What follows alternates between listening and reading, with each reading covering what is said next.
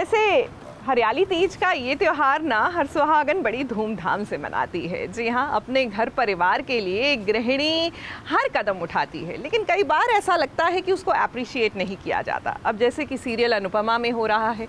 अब वनराज को अनुपमा को डांटने और फटकारने की इतनी आदत पड़ चुकी है कि उनको लगता है कि ये ऐसा काव्या के साथ भी कर सकते हैं।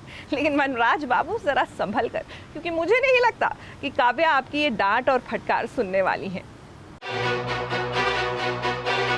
काव्या, तुम कहाँ पे हो? मैं तब से तुम्हारा फोन ट्राई कर रहा हूँ। Why don't you pick up the phone?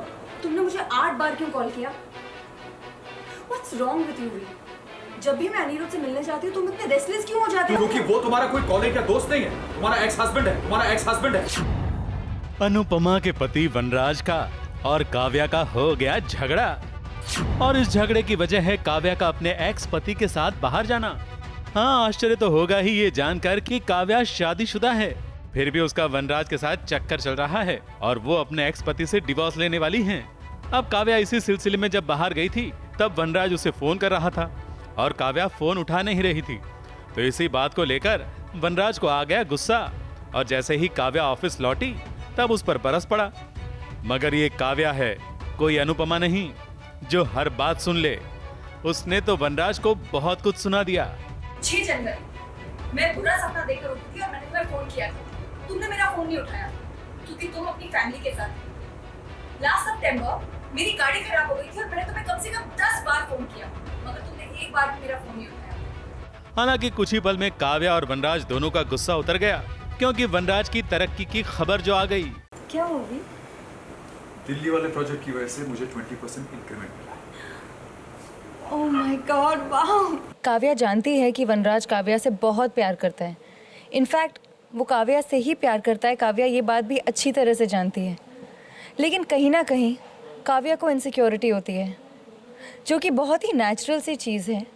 जब भी काव्या वनराज और अनुपमा को साथ देखती है तब उसे ऐसा फील होता है कि उसकी लाइफ में वनराज के लिए जो जगह है, क्या वनराज की लाइफ में वही जगह काव्या के लिए भी है?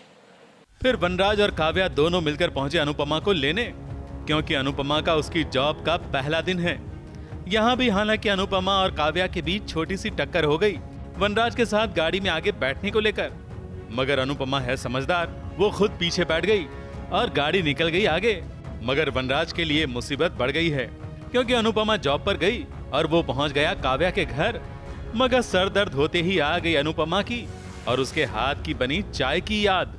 वनराज जो है वो एक ऐसा इंसान है जो हर चीज़ अपनी ज़िंदगी में वो अनुपमा से चाहता है। उसका खाना हो, उसका पीना हो, उसकी चाय हो, उसकी कॉफ़ी हो,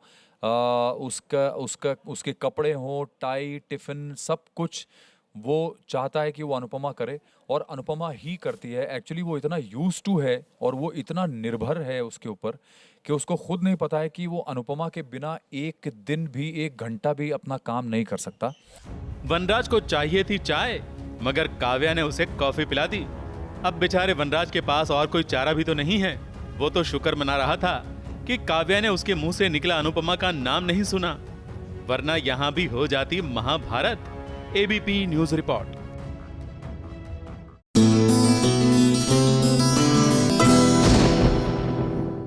ये है एबीपी न्यूज, आपको रखे आगे।